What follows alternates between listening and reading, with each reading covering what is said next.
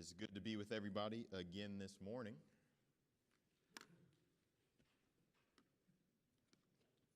Like Jeff mentioned, this is going to be in a Bible class format, which means you all need to talk. And some times where I ask a couple of questions, and if y'all don't answer, things get awkward very fast. And more so for you all than for me. I stand in front of people a lot, and so it doesn't bother me to stand up here in silence, but then y'all kind of get secondhand embarrassment. It becomes this kind of weird thing. So if I'm asking questions that don't seem to be rhetorical, feel free to put your hand up and go ahead and answer these questions. We're talking through the medicine, right, for rebuilding the things that we need present in order to be about the repairment, the building up, the moving forward, all that. And so faith, hope, and love are the three things that we have identified as far as the different parts of that medicine, all equally important. In some ways, you can't really have one without having the other two. And so we talked about faith yesterday, and hope and faith are very, very related. I kind of think of hope as being upstream from faith, right? You get your hope, and then that's what allows you to have the faith. In fact, even in Hebrews 11, right, in verse 1, hope is a part of the definition or the description that's given for faith there. And so I thought in this Bible class session, I thought it would be good to kind of talk through one of the things that can really sap our hope, right? Something that we're going to need in order to maintain our hope. I think, at least in my mind, there are two main things that sap at our hope. One of them is discouragement. And that's something that we kind of talked through yesterday. T-Bone put us through those exercises where we had to actually sit and talk and listen to others talk about the maybe discouraging things that we've been through, right? We have to, if we're going to keep our hope, we've got to find a way to process discouragement, and we got to find ways to listen to other people process. It's a part of that process. So discouragement is one part, but I also think when the timeline gets a bit fuzzy, our hope can kind of get sapped as well. When things take longer than we were expecting them to take, things get weird, right? Doubts start to creep in. Attitudes that we thought we had overcome start to pop back up. Have you ever felt something like that where you're like, oh man, this again? I thought we took care of this 3 months ago, but here it is again. And in some ways it's like, this is even a stronger feeling than it was before. When things take longer than expected, doubts creep in, attitudes resurface, and then we start to do weird stuff, right? And sometimes we start to do unchristlike things, things that are just not becoming a faithful people. When you look back through the Old Testament, some of the worst things that Israel did were in those moments where things were taken longer than they were expecting.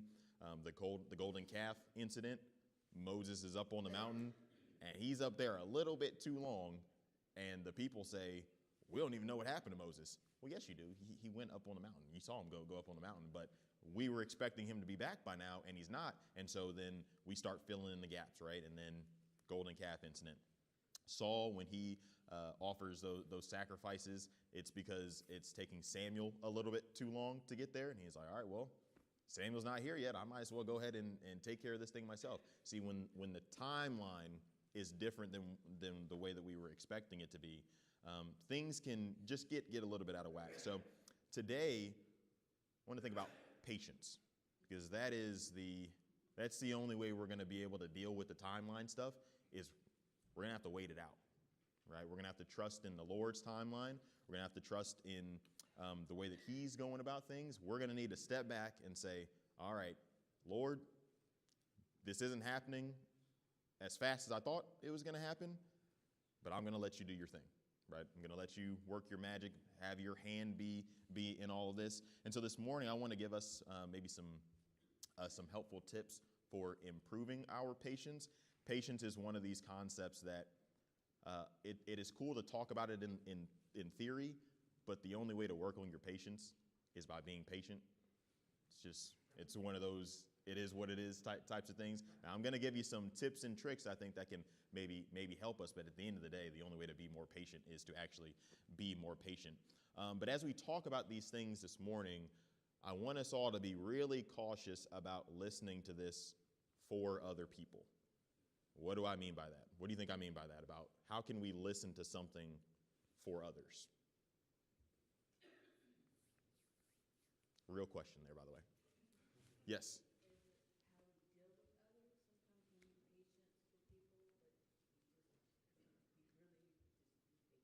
Sure. Now, some of what we're going to talk about, actually pretty much all of what we talk about, is going to involve other people. Yeah, go ahead, brother.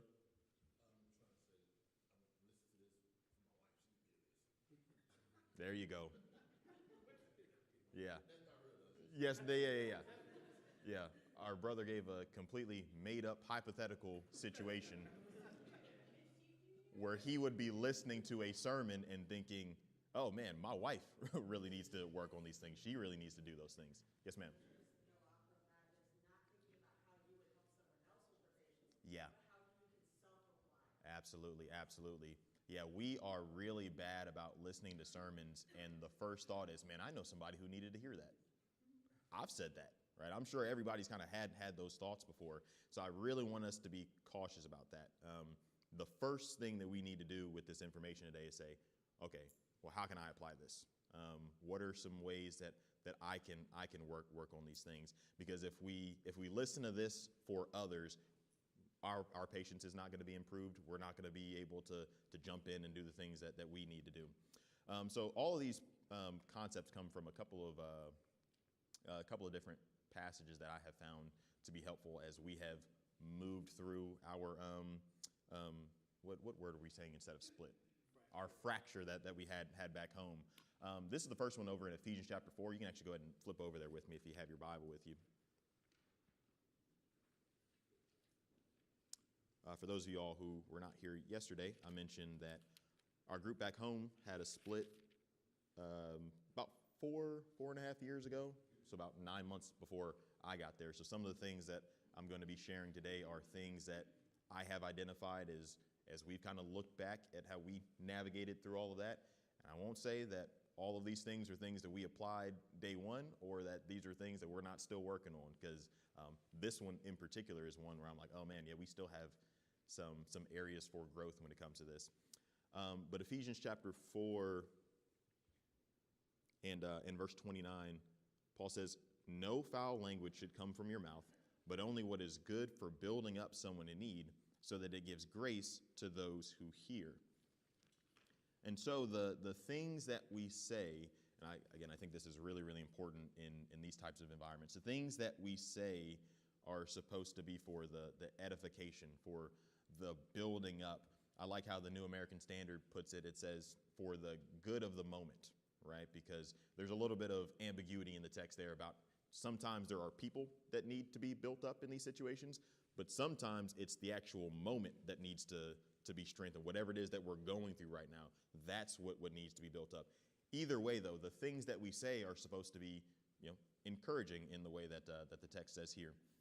I think normally when we think about speech, about whether or not we are saying the right things, the bar is I'm not cursing and I'm not crude, right? And so, okay, I'm not saying however long your list is of words that you're not supposed to say, and then I'm also not being crude. I'm not doing those two things, so we're good to go. Obviously, no cursing, don't be crude. That's a part of what's under consideration here. But I do think that this verse, it expands that idea to say that not only should we not be saying wrong things, we should be looking to say the right things, whatever the moment needs. We should be looking to say those things to the people around us. And so I think this really calls for us to get to know each other. It calls for us to figure out, hey, where are you right now? What is it that I need to say to you in this moment? What do you need for me to say? And I need to constantly kind of have that in my mind. So when we're thinking about life post-fracture, when we're thinking about the path moving forward, what are some words that might be helpful in those situations? And what are some words that may not be helpful? Either way. good things or bad things to say in this post-fracture environment?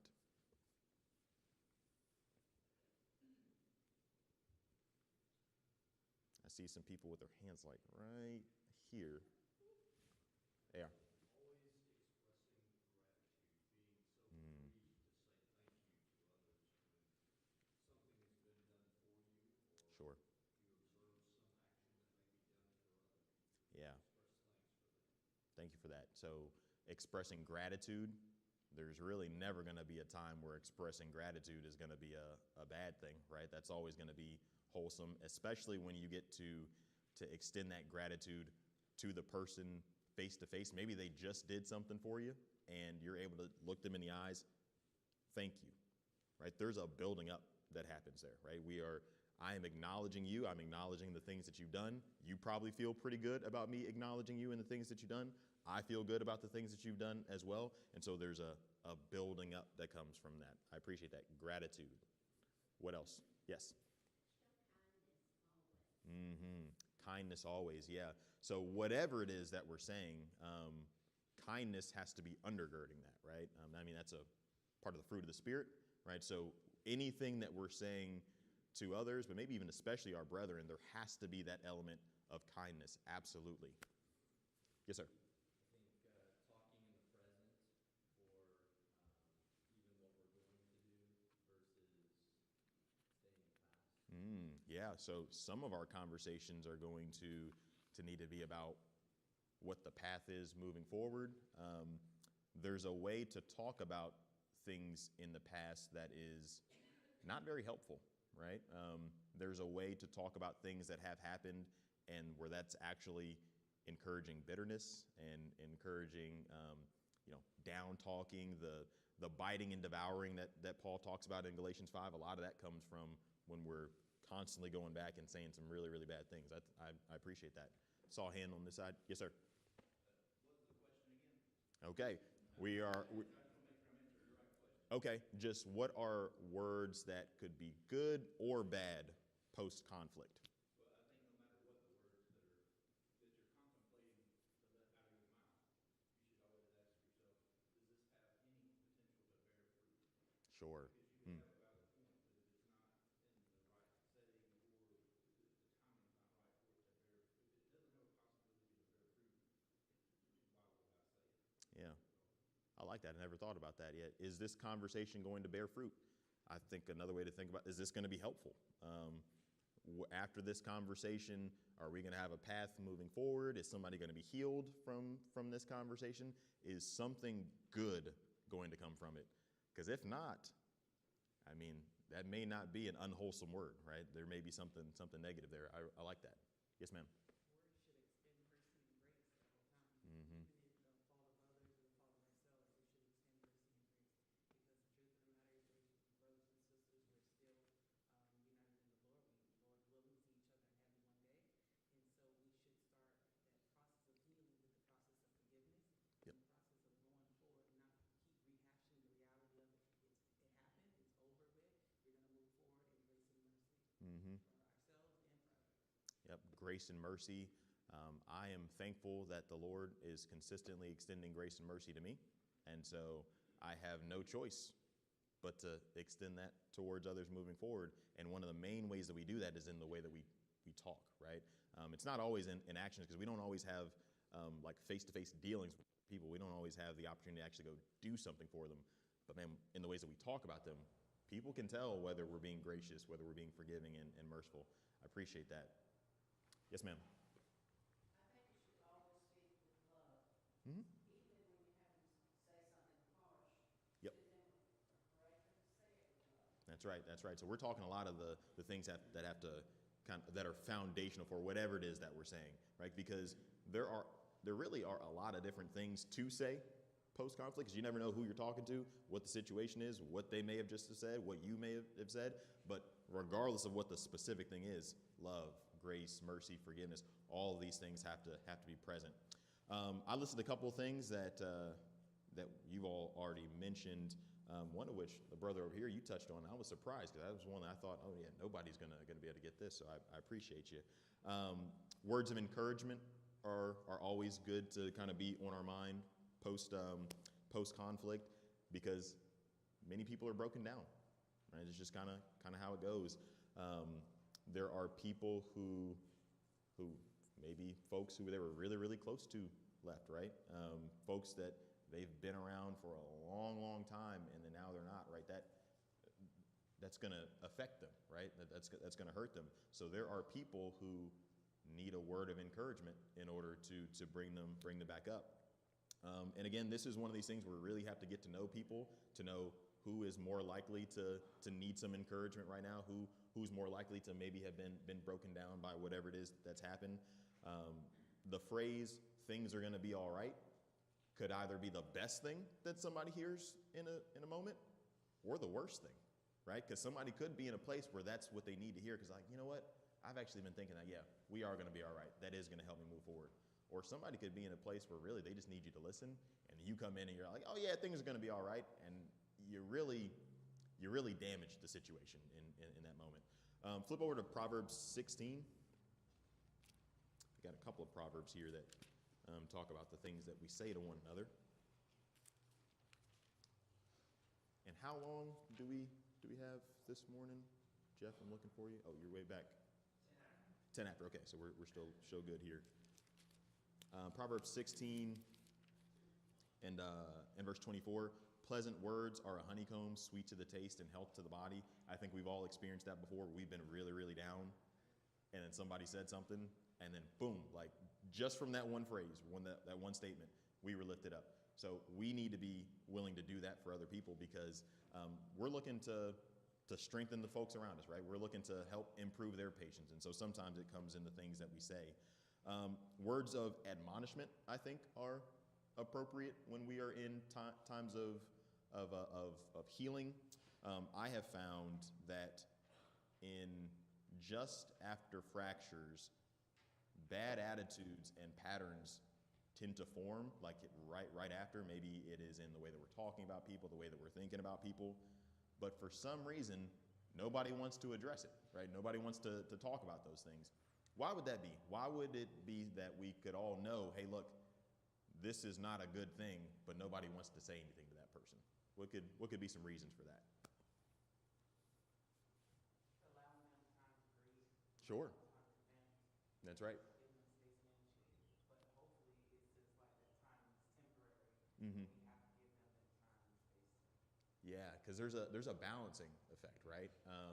There's a healthy grieving part of the process, and then at some point it goes past that, and maybe that point is different depending on the situation. But sometimes it goes to that biting and that devouring that we talked about from Galatians chapter 5, where, yeah, I know you're grieving, but you're also not really behaving like Christ right now. And the way that you're speaking about this person and the way that you're behaving, it's actually having a negative effect on our ability to heal, right? And so that balance is really difficult to strike. I saw another hand. Yes. Misery loves company. Mm, And I yeah. think a lot of times we get caught up in the mental effort that we put into a struggle or a challenge. And if we're putting in that mental effort, we're constantly stewing on it, we're thinking about it, it makes us think like we're doing something when we actually haven't done anything at all. Sure. And so we have to remember that you can have that mental challenge, but then you have to do something about it, and that's where the hard work starts. Yeah, I noticed when I'm really upset about something, I'm not a conflict guy. That's just not really in my nature. But when someone else says the bad thing that I've been thinking, that feels really good to me. Because I'm like, okay, you actually said the thing, and I feel good about that, and I didn't have to be the person to say it, right? We really gotta fight against that, right? Because a lot of the negativity that, again, prohibits us from moving forward and actually healing, it starts up here, and when we are allowing other people to say the things that we're really thinking, we're not really healing, right? That's not really what's happening in those situations. Yeah. We become united in that misery. That's right. Versus united in love.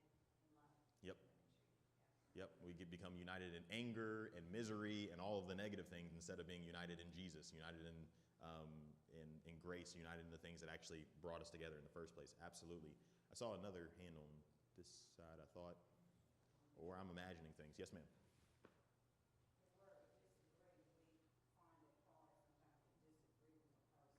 Yeah. Sure. Yeah, yeah. I mean, if disagreements meant that two people had to separate, then nobody would ever be married, right? Because there's disagreements. Really, you wouldn't have any kind of close relationships, because the longer you are with someone, the more likely there is that you're going to have some sort of disagreement. So we have to find some way to have those disagreements without being disagreeable. When I think about in times of post-fracture, I think we recognize, hey, things are already bad, and we feel like if we say something to somebody, that's just going to make it worse. We're going to add more fuel to the fire. So I think that causes us to kind of shy away from having some of the real conversations that need to be had. But again, unfortunately, many times those attitudes that are being left unchecked, that's actually what's keeping us from moving forward. So what we need to do is we need to find a way to have those conversations, but to have them in love, right? To have them with grace, with forgiveness, to say, okay, hey, brother, I hear what you're saying right now, and I appreciate that. I want you to be able to get this out, but we got to remember who we are. We got to remember the way that we're supposed to, and remember the people that we're talking about, remember who they are too, right? These are people who are in the blood of Christ. These are our brothers and sisters. There's a way that we're supposed to talk about them. And so words of admonishment, I think, can be really, really helpful. And we, again, have to be thinking about how to have those conversations, making sure that we're having them in the right way. Oh, I thought you had your hand up. Okay.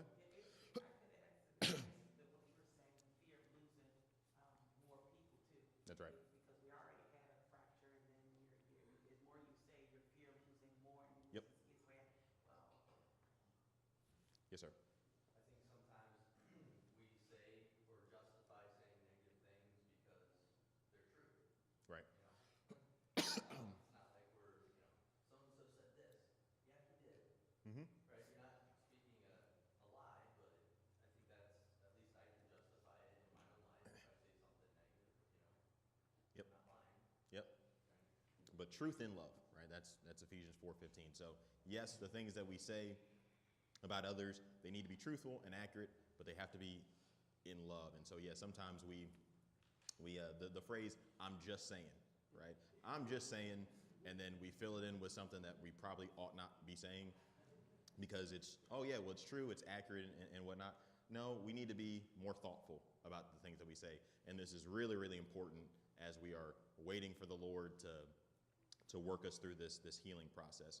The one thing that I had that again, brother, I was a little surprised that you mentioned is after fractures, sometimes there needs to be words of planning, right? We need to come together and say, what's the path forward? What are we going to do? Now, some of these conversations will involve revisiting some of the things that have happened, right? That's just a part of planning processes. But these conversations, they're goal-oriented, they're focused, they're about healing, they're helpful, they're timely, they're making sure that they factor in all these other things that we've been talking about. This is especially crucial for leaders of a group, right? At some point, you have to say, okay, what happened, right? Let's be honest about whatever it is that happened, and what's the path moving forward, right? Leaders have to come together, have those conversations.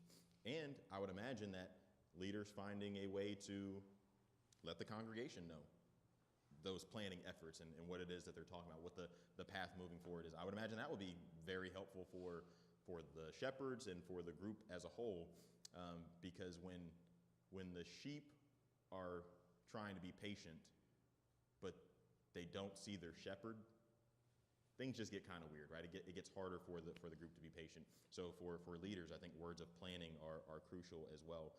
Like I said, this is one of the things that I felt like we could have done a better job of as we were, especially in the early days, we were working through things. But once it kind of got on my radar, I had to put some rules in place for, it was one of those for me and my house types of situations. I had to put some rules in place where I said, hey, look, I'm not going to be a sounding board for just you unleashing every other week. Yeah, there was a time for that, But now we are 2-3 years later, and we need to be more constructive in the things that we're talking about. I made it a case to say, hey, look, I'm not going to be a sounding board for you just saying what the elders didn't do in that situation. I'm not going to be a sounding board for who the movers and the shakers were, because especially for me, I'm like, I don't even know these people that you're talking about.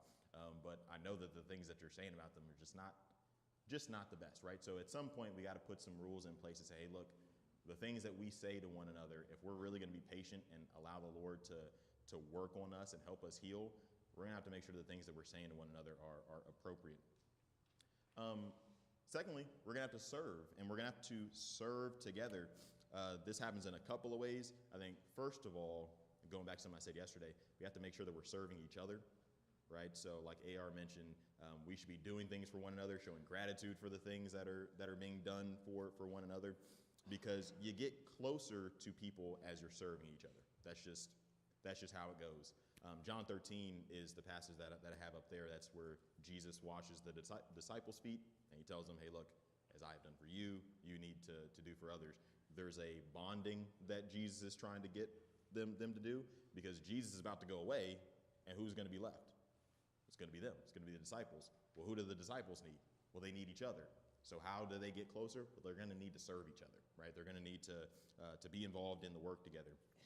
When we are constantly in the business of serving each other, pride goes away, because we are constantly being reminded that, I don't know, I'm not any better than you. Like we're all in the same boat, right? We're all people who are saved, all trying to work towards the same goal.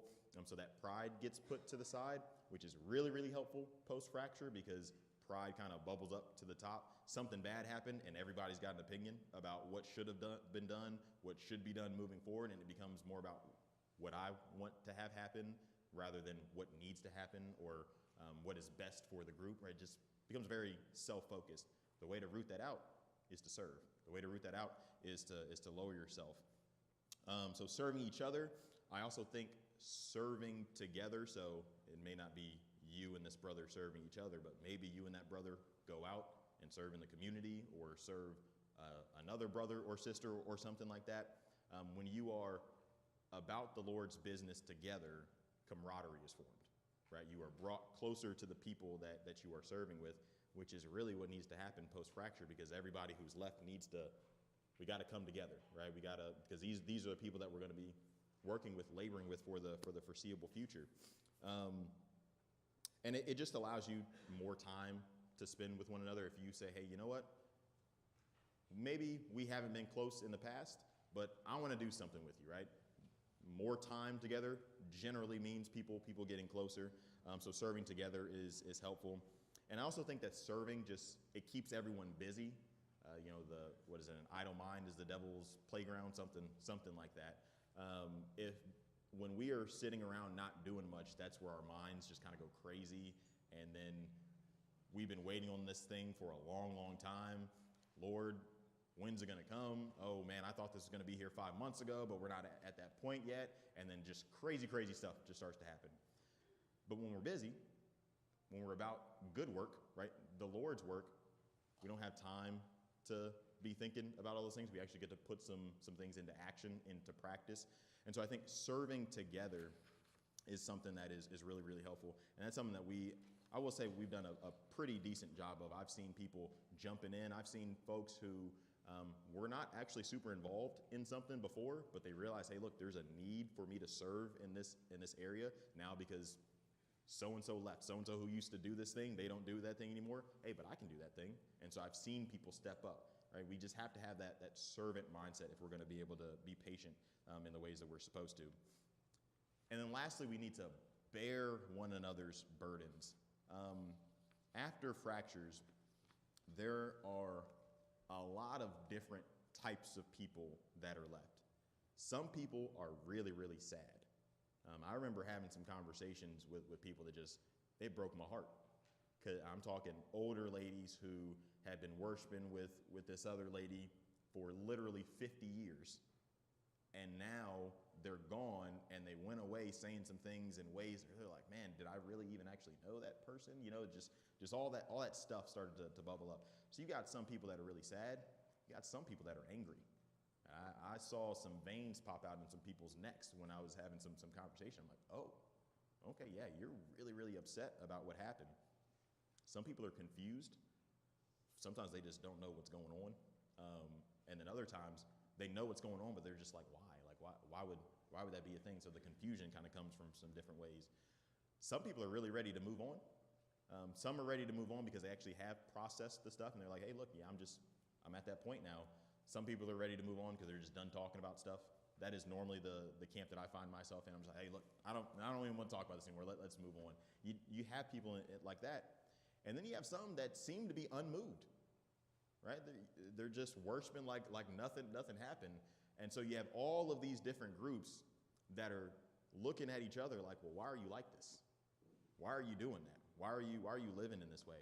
We got to bear one another's burdens. We got to meet people where they are and understand, hey, look, people are approaching this thing from way, way different vantage points, coming at it from very different perspectives.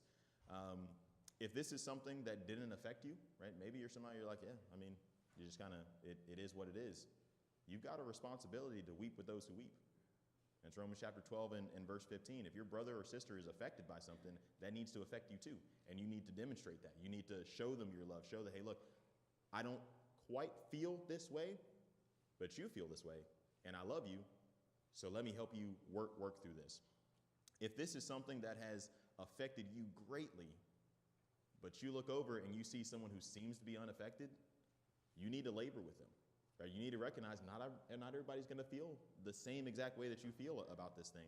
We got to be really, really careful about judging in this time frame, because there was a lot of that. We're like, yeah, this guy just doesn't even care. Well, maybe he does care, but he's just not a very demonstrative type of person, right? We need to make sure that we're staying in our own lane and leaning on other people when we need to, but also recognizing, man, sometimes people are just not going to process these things the same way that I do.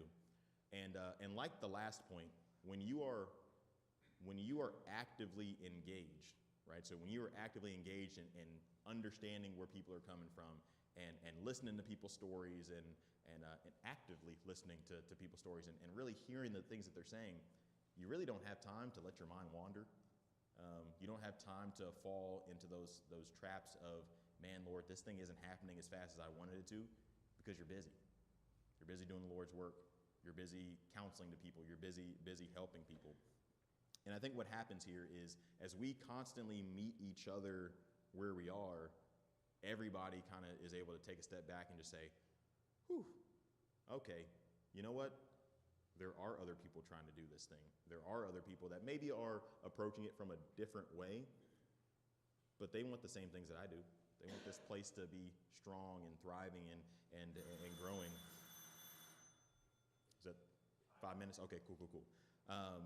And so as you help someone else be more patient, kind of in the same way that we talked about faith yesterday, when you see someone else being able to be long-suffering and patient, it kind of gives you what you need in order to be patient and long-suffering as well. So as you build up someone else, you're actually built up a little bit yourself as well.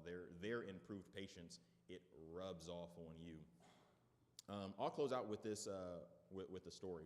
When we're thinking about patience, we always have to remember that even as we do these things, we have to remember that the Lord is always going to be working, and possibly in ways that we haven't even thought of yet.